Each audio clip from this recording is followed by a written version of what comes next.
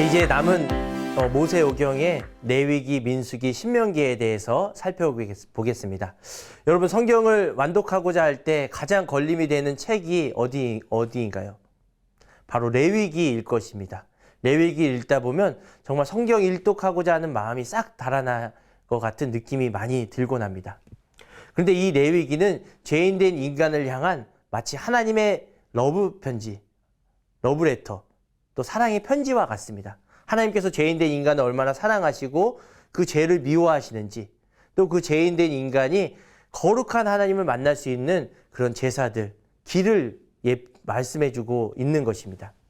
에덴 동산에서 죄를 범하기 전에는 아담은 거리낌 없이 하나님을 대면하며 그분의 음성을 들었습니다. 근데 죄로 인하여서 타락한 인간은 이제 더 이상 거룩한 하나님을 볼 수도 없고 그분의 음성을 들을 수도 없습니다. 그렇게 죄로 인하여 막혀있는 통로를 뚫은 것이 바로 레위기의 여러 가지 제사들과 제물들입니다. 하나님은 이렇게 성막과 제사들을 통하여서 하나님을 만날 수 있는 길을 열어주신 것입니다. 그렇기 때문에 광야에서 구원받은 이스라엘 백성이 하나님을 만날 수 있는 그 길, 또 너희가 그 광야에서 어떻게 내가 선택한 백성처럼 거룩하게 되는지를 설명하는 그런 자세한 거룩의 설명서라고 할 수 있습니다. 어렵지만 구속사적인 관점으로 보면 얼마나 이 레위기 제사들과 제물들이 예수 그리스도를 예표하는지 알 수 있습니다. 복잡하고 까다로운 제사는 하나님이 우리를 괴롭히고자 주신 것이 아닙니다. 하나님은 이렇게 거룩한 분이시기 때문에 복잡하고 까다로운 제사들, 제물들을 통해서 너희들이 이처럼 거룩함을 유지해야 한다라는 것을 우리에게 상기시켜 주는 것이죠. 레위기는 두 부분으로 나누어져 있습니다. 두 부분으로 나눌 수 있는데 첫 번째 1장에서 10장까지 내용은 여러 가지 제사들과 또 제사장들에 대해서 설명하고 있습니다. 그리고 11장에서 27장까지는 음식, 직분, 문화, 또 여러 가지 절기들에 대한 구체적인 정결법이 나옵니다. 먼저 1장에서부터 7장까지는 제사의 내용이 나오는데 크게 5가지 대표적인 제사가 나오고 있습니다. 그리고 8장에서 10장까지는 그러한 제사를 집례하는 제사장에 대해서 설명하고 있습니다. 먼저 레위기에 나오는 대표적인 5가지 제사에 대해서 살펴보겠습니다. 첫 번째는 번제입니다. 하나님께서는 이 번제를 통해서 이 동물을 완전히 태우고 드리도록 말씀하신 것입니다. 속죄를 위한 제사입니다. 제사를 드리는 사람은 동물을 가져와서 그 동물의 머리에 친히 안수하고 자신의 죄를 이 동물에게 전가시킵니다. 그러할 때 그 죄인된 마음을 이 동물에게 전하는 것이죠. 경제적인 능력에 따라 번제의 제물은 소나 양이나 염소, 또 새와 같은 것으로 드릴 수 있도록 하나님은 미리 예비해 주시고 배려해 주셨습니다. 두 번째, 소제는 감사의 표시로 또 선물로 드리는 제사입니다. 특별히 소제에는 피가 없는 곡물 제사로 드리게 하셨습니다. 여기에는 특별히 누룩이나 꿀을 넣지 않고 언약을 상징하는 소금을 꼭 반드시 넣어라 라고 하나님은 말씀하신 것입니다. 세 번째는 화목제입니다. 평화나 화목을 뜻하는 제사로서 번제와는 달리 번제는 아까는 동물을 완전히 태워서 하나님께 드렸지만 화목제는 일부를 하나님께 드리고 나머지는 제사장들과 함께 제사를 드리는 사람이 화목의 차원에서 나누어 먹도록 허락해 하신 것입니다. 그리고 네 번째는 속죄제입니다. 정결 문제가 생겼을 경우에 하나님은 그것을 해결할 수 있도록 정결 의식을 할 수 있도록 속죄제를 주셨습니다. 또 5번째, 속건 제물은 성물을 더럽히거나 또 죄를 금전적으로 환산할 수 있는 그런 제사입니다. 그래서 자기가 죄를 범할 때 그 원금의 20%를 더해서 가산해서 배상할 수 있도록 하는 배상의 제사라고 볼 수 있는 것입니다. 다음은 레위기 두 번째 부분을 살펴보겠습니다. 레위기 두 번째 부분은 11장에서 16장까지 정결법에 대해서 설명하고 있습니다. 음식에 대해서 11장은 음식, 12장은 출산, 13장, 14장은 악성 피부병, 15장은 유출병, 대해서 하나님은 정결 예식을 행하도록 말씀하고 있는 것입니다. 이렇기 때문에 우리의 죄뿐만 아니라 우리 몸에 온전하지 못한 부분까지 하나님은 온전하게 되도록 이러한 제사를 통해서 거룩하게 만들어 가시는 것을 알 수 있습니다. 그렇기 때문에 하나님은 우리의 영혼만 다스리시고 영혼의 죄만 치료하시는 것이 아니라 우리 육체에 있는 모든 질병들, 죄악된 것들, 또 온전하지 못한 것들까지 거룩하게 되도록 인도하시는 하나님이라는 것을 우리는 레위기 정결법을 통해서 알 수 있습니다. 그리고 17장에서 27장까지는 성결 법전이라고 합니다. 하나님께서는 거룩하게 되도록 만드는 그런 여러 가지 법들을 수집하면서 모아놓은 내용이라고 할 수 있습니다. 이 레위기 27장까지 내용을 보면 자주 등장하는 단어가 있습니다. 바로 거룩입니다. 거룩. 하나님은 거룩하시기 때문에 너희도 거룩하라 라고 명령하는 것입니다. 우리가 구원받은 목적이 바로 무엇일까요? 거룩한 하나님을 닮아 하나님의 형상대로 살아가도록 부르신 것입니다. 바로 그렇기 때문에 구원받은 우리는 이 거룩이라는 명령 앞에 늘 순종하며 나아가야 한다는 것이죠. 또 두 번째 특징은 레위기에서는 피라는 단어가 많이 등장합니다. 피. 레위기에서 등장하는 여러 가지 제사들, 제물들, 피. 이것들은 우리 인류를 구원할 메시아, 예수 그리스도를 예표하고 있습니다. 제사를 통해서 피가 부어질 때에만 죄인들이 속죄함을 받았습니다. 이와 마찬가지로 우리의 죄를 속할 수 있는 것은 어떤 우리의 노력이 아니라 바로 예수 그리스도의 보혈로 말미암아 우리의 죄가 속하여졌다라는 것을 하나님은 레위기를 통해서 미리 보여주고 계신 것입니다. 이제 그리스도인은 레위기에 나오는 동물과 같이 또 제사를 드릴 필요가 없습니다. 왜냐하면 예수 그리스도의 보혈로 말미암아 우리가 완전한 예배, 완전한 제사를 드릴 수 있게 되었기 때문입니다. 구약에 등장하는 제사장들도 이제 필요가 없습니다. 왜냐하면 예수님이 대제사장이 되시기 때문에 우리는 그분을 의지하여서 예배를 드릴 수가 있는 것입니다. 또 백성을 죄를 위해서 대신 중보기도를 하는 제사장은 필요가 없습니다. 왜냐하면 예수님이 대제사장이 되셔서 지금도 하늘 보좌 우편에서 우리를 위해서 중보기도하고 계시기 때문입니다.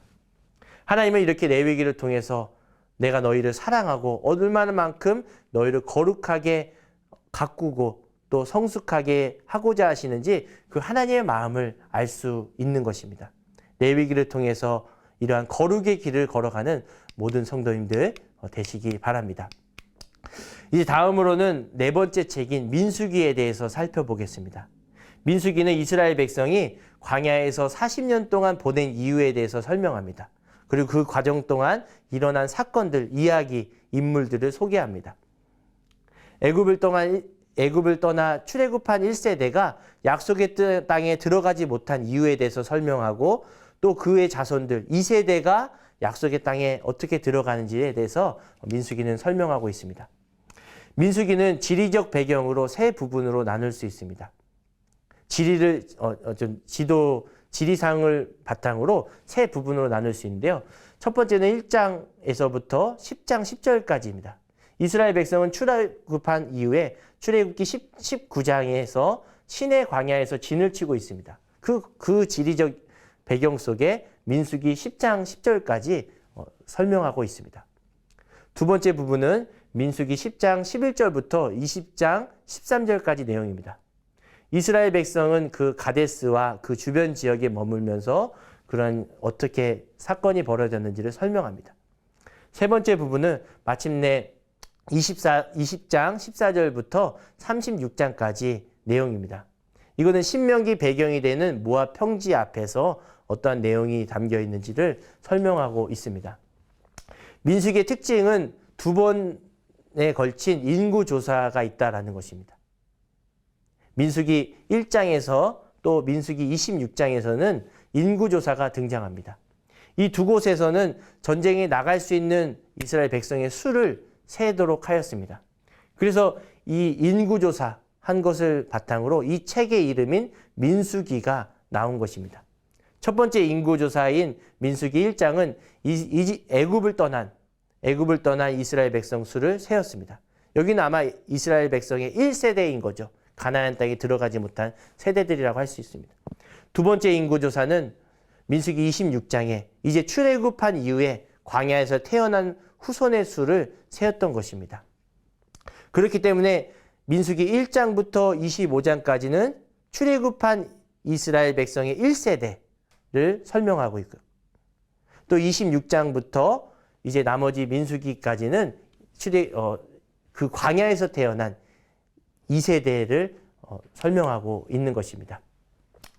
민수기 1장부터 25장까지는 1세대의 죄와 심판에 대해서 다룹니다.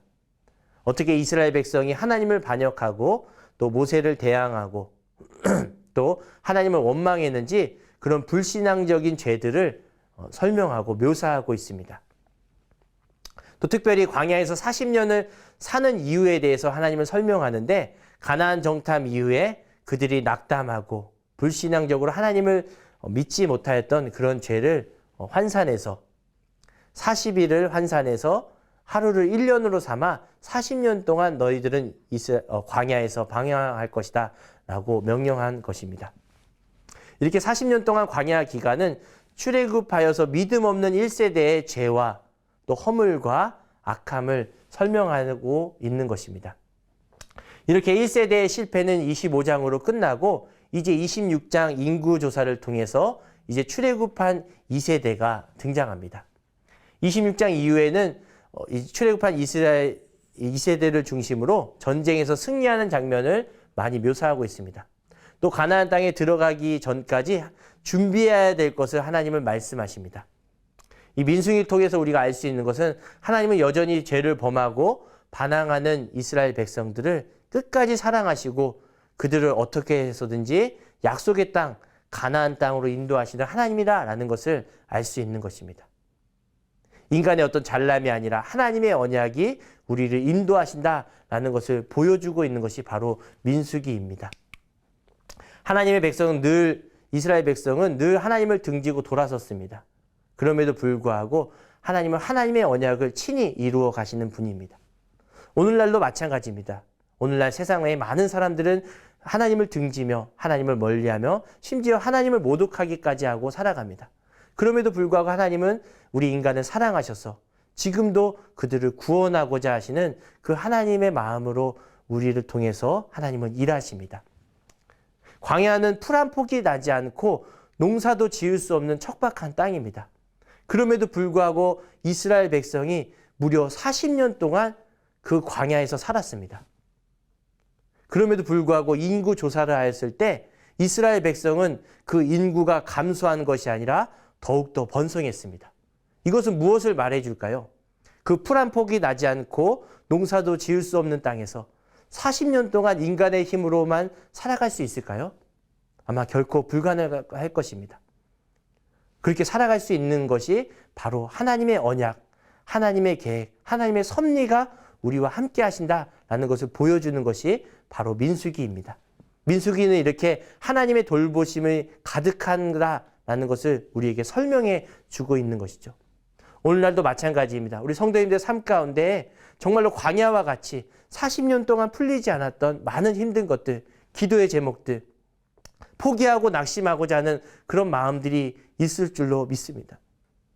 그런데 그럼에도 불구하고 하나님께서는 그럼에도 불구하고 우리의 삶을 인도하시고 은혜로 채워주시는 분이라는 것을 꼭 기억하시며 이겨내시는 분들 되시기 바랍니다. 이제 마지막으로 신명기에 대해서 살펴보겠습니다. 모세오경의 마지막 신명기는 이 두 번째 율법이라는 뜻입니다. 이제 출애굽하여서 1세대는 가나안 땅에 들어가지 못합니다. 그런데 2세대는 이제 가나안 땅으로 들어가는데 다시금 2세대를 위해서 하나님의 율법을 설명하는 것이 바로 신명기입니다. 출애굽기 19장에서 24장까지 기록된 시내산의 율법을 이제 자세히 모세가 설명해 주고 있습니다. 요단강 건너편 모압 평지 앞에서 이제 가나안 땅으로 들어가야 될 2세대를 향해서 너희들은 1세대 너희 아버지 할아버지 때에 범죄를 보았지 않느냐, 이제 이런 죄를 다시 범하지 않고 여호와 하나님만 섬겨라 라는 것을 특별히 다시 강조하고 있습니다. 이 신명기는 세 부분으로 나누어 볼 수 있습니다. 첫 번째는 1장에서 11장까지 내용인데 여기는 모세의 마지막 유언과 같은 역사에 대해서 다시 한번 모세가 자세히 설명합니다. 특별히 역사적 특강이라고 할 수 있는 거죠. 이제 출애굽한 이 세대들에게 너희의 이런 출애굽한 여정들이 이렇다. 너희가 여기까지 이렇게 왔다라는 것을 역사적인 특강을 해주는 것입니다. 너희들의 가나안 땅에 들어갈 수 있는 것은 너희의 잘남이 아니다. 하나님의 언약이 너희를 인도하셨다. 그렇기 때문에 이 1세대들이 범한 죄를 다시 범하지 말고 하나님을 섬겨라. 굳건히 하나님을 믿어라. 라고 강조하고 있는 것입니다. 신명기 5장에는 특별히 출애굽기 20장과 같이 10계명이 등장합니다. 출애굽기 20장에는 창조하신 하나님이 강조되었다면 신명기 5장에는 애굽 땅에서 인도한 구원한 하나님이다라는 것을 강조하고 있습니다. 그리고 신명기 6장은 유명한 말씀이에요. 세마라고도 하는데 이스라엘아 들으라라는 말로 시작합니다. 모세가 전하는 핵심이 바로 여기에 있는 것이죠. 하나님을 사랑하고 이웃을 사랑하고 하나님만 섬겨라라는 것이 이 바로 신명기 6장의 말씀인 것입니다. 신명기 두 번째 부분입니다. 12장부터 26장까지인데 여기는 모세의 마지막 율법 교육을 설명하고 있습니다. 신명기 5장에서 10계명에 대해서 언급하였던 것이 있는데 그것들을 여기 이 부분에서 자세히 설명하고 있습니다. 구체적인 상황에 맞게 어떻게 그 10계명을 녹여서 우리가 행해야 하는지 그 판례법을 설명하고 있는 것입니다. 예배에 대한 규정, 장소에 대한 규정, 면제년, 절기, 또 도피성, 토지소산, 11조 등과 같은 자세한 율법을 모세가 풀어주고 있습니다. 특별히 신명기 7장과 20장에는 전쟁법이 언급됩니다. 근데 하나님께서는 이 전쟁법을 다루실 때 두 가지 방법으로 다루셨습니다. 이스라엘 안에서 전쟁을 할 때와 이스라엘 밖에서 전쟁을 할 때를 구별하고 계십니다. 먼저 이스라엘 밖에서 벌어진 전쟁에 대해서는 하나님께서는 전쟁을 할 때에 남자만 죽이고 여자와 아이는 살려주라라고 말씀합니다. 그런데 이스라엘 안에서 전쟁이 벌어졌을 때에는 모든 것을 다 진멸해라. 헤렘이라고 그러죠. 다 살려두지 말라라고 합니다. 노량물을 하나님께 바치고 남자나 여자나 아이나 할 것 없이 다 진멸하라라고 합니다. 이스라엘 안으로 쳐들어왔기 때문에 하나님께서 그것을 다 진멸하라고 하신 것이죠. 또 특별히 이스라엘 안으로 들어온 사람들을 살려주면 거룩하게 만들어가는 그런 이스라엘 백성을 종교적으로 오염시킬 수 있기 때문에 하나님은 그렇게 막으셨던 것입니다. 마지막으로 신명기 세 번째 부분에 대해서 살펴보겠습니다. 27장부터 34장까지 내용인데요. 여기서는 2세대가 가나안 땅에 들어가서 먼저 어떤 일을 해야 되는지 말씀하고 있습니다. 큰 돌을 세워서 율법을 기록하라라고 하시고 또 하나님께서는 거기서 번제와 화목제를 드리라고 말씀합니다. 가나안 땅에 들어가서 너희 마음대로 살 것이 아니라 먼저 그 땅에 들어가서 그 땅까지 인도한 하나님을 기억하라. 또 그리고 그런 하나님께 감사하며 제사를 드려라. 예배를 드려라 라고 하는 것이죠. 우리 성도님들 이사를 할 때 신방을 받으시잖아요. 그것이 바로 이러한 마찬가지입니다. 이곳까지 돌보아 인도하신 하나님, 보살핀 하나님에 대해서 예배를 드리고 그 땅에서 살아가는 것을 바로 이사 신방의 의미입니다. 이 31장부터 34장까지는 모세의 마지막 당부와 모세의 축복과 노래가 기록되고 신명기는 끝이 납니다. 이러한 신명기에는 인간의 구원이 전적으로 하나님의 은혜이다. 또 하나님의 언약으로 말미암아 끝까지 죄인된 인간임에도 불구하고 약속의 땅, 가나안 땅까지 인도한다라는 것을 설명해 주고 있습니다. 모세는 신명기 18장에서 나와 같은 선지자를 하나님께서 보내시겠다라고 말씀합니다. 예언합니다. 그것이 바로 오늘날 성취되었는데 바로 모세보다 더 뛰어나고 탁월한 선지자이신 바로 예수 그리스도가 바로 모세의 궁극적인 모형입니다. 예수님은 죄인을 영적으로 출애굽하게 하시는 구원자이십니다. 이스라엘 백성을 출애굽하게 했던 모세의 지도자와 같이 예수님은 죄인된 우리들을 출애굽하게 하시는 것입니다. 그것뿐만 아니라 예수님은 친히 도피성이 되어서 죄인된 인간들이 피할 피난처가 되게 하시고 또 가나안 땅으로 인도한 지도자처럼 예수님은 우리를 하늘나라로 끝까지 인도하시는 분이라는 것입니다. 여기까지 구약 역사서에 대해서 살펴보았습니다. 모세오경이라고 하는 5가지 권에 대해서 살펴보았는데 우리 성도님들 어떻게 많이 도움이 되셨나요? 이게 간략하게 6주 동안 앞으로 알기 쉬운 구약개관이라는 이름으로 여러분들을 찾아뵙도록 하겠습니다. 예, 오늘 이렇게 모세오경 이 5권에 대해서 간략하게 살펴봤습니다. 우리 성도님들 어떻게 많이 도움이 되시고 이해되셨나요? 앞으로 알기 쉬운 구약개관이라는 이름으로 5주 동안 더 찾아뵙도록 할 텐데요. 성도님들 많이 기대해 주시고 영상을 찾아보시고 신앙적으로 유익이 되는 시간이 되었으면 좋겠습니다. 이제 다음 시간에는 역사서 나머지 부분에 대해서 함께 살펴보도록 하겠습니다. 부족한 저를 위해 많이 기도해 주시고 또 성령 하나님께서 영상을 보시며 시청하시는 모든 성도님들께 하나님의 은혜가 가득하시길 기도하도록 하겠습니다. 그럼 다음 시간에 만날 때까지 건강하고 안녕히 계십시오.